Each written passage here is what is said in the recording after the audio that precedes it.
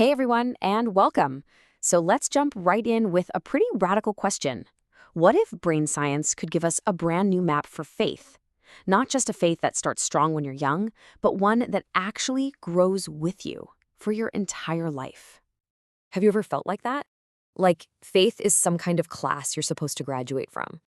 You know, you go through all the youth programs, you learn the stories, and then what's next? It can leave you feeling kind of disconnected, right? Like you were given a map that just stops halfway through the adventure. Yeah, there's actually a name for this. It's called the spiritual graduation myth. It's this idea that our spiritual growth has some kind of finish line. But here's the problem. That way of thinking creates this huge gap, and it leaves people feeling totally adrift right when life gets the most complicated. So, here's what we're going to cover. First, we'll dig into that spiritual graduation myth. Then, we'll see what our brains are really doing as we grow up. After that, we'll lay out a whole new map for faith, look at some practical strategies for every age, and finally, we'll talk about what a growth mindset faith looks like. All right, first up, the spiritual graduation myth. Let's really get into why so many of us end up feeling like there's this spiritual gap. So think about it. For so many of us, our spiritual education is totally front-loaded. It all happens when we're kids and teens. But then what happens? You graduate from the youth group and crickets. That whole support system just kind of disappears. And this creates what's being called a spiritual gap. And the timing couldn't be worse, because it opens up right when you're making the biggest decisions of your life. What career to choose, who to partner with, figuring out who you even are. Okay, now let's pivot to the science, because honestly, this is where it gets absolutely fascinating. What we're learning about the brain completely flips the script on what it means to grow up. Okay, so you see this number, 32. What do you think that is? It's not just a random number. According to some incredible neuroscience research, 32 is the approximate age that your brain finally finishes developing. Yeah, not 18, 32. This has led scientists to call this whole period extended adolescence. Basically, from about age 9 all the way to 32, your brain is just under construction. It's going through this massive reorganization. And the very last part to come online is the prefrontal cortex. That's the CEO of your brain, right? The part that handles long-term planning, impulse control, all that grown-up stuff. So it's a super powerful time for learning, but it also means we're incredibly vulnerable psychologically during these years. And this just lays it all out, doesn't it? The difference is huge.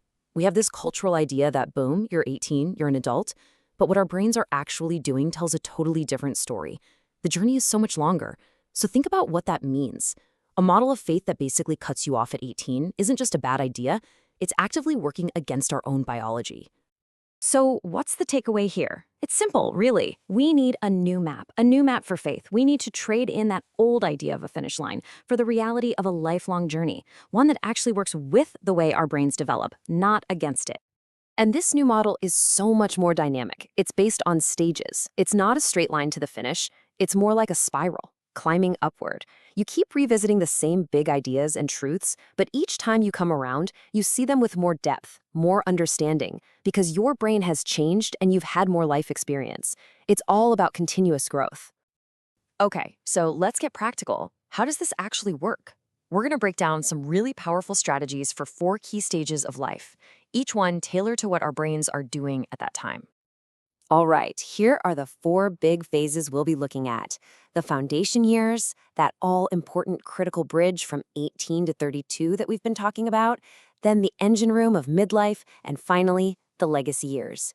Each one has its own unique needs and its own amazing opportunities for growth. Let's start with childhood, from birth to about age 9. Little kids' brains are all about concrete, sensory stuff. So you can't just tell a 5-year-old about an abstract idea like justice. It won't stick. They need to feel it to do it.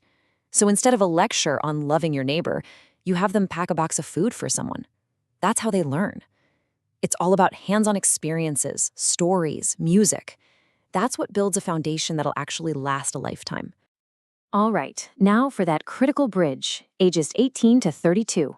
Remember, this is that extended adolescence we talked about. So what on earth does this group need? They're making life-altering decisions, but their brains are literally still under construction. What's the best way to support them? Well, what they need most is real, practical support. When they're trying to figure out a career, they need help seeing how their faith connects to that. When they're wrestling with tough moral questions, they need actual tools, not just platitudes. Think workshops on ethics, and maybe most important of all, when everything feels uncertain, they need mentors, just solid, stable people who won't judge them, who've been there and can walk alongside them. Then we hit the engine room years, right? From about 32 to 66. By now, our brains are fully developed and we've got a ton of life experience. We don't have time for abstract theories anymore. Learning has to be super practical. It needs to help us solve the real-world problems we're facing with parenting, with our finances, with our work. And this is also the perfect time to flip the switch, to go from just consuming knowledge to actually producing it. Maybe by becoming a mentor for someone who's just entering that critical bridge phase. This quote really says it all for the legacy years, 66 and up. Wisdom isn't about knowing all the answers, but about sharing the journey. The focus shifts in such a beautiful way. It's less about learning new things for yourself and all about passing on what you've learned. It's about sharing that long view perspective, that lived wisdom that is just so valuable for the generations coming up behind you. So when you put all of this together, it leads to the single most important takeaway. This isn't just about shuffling programs around.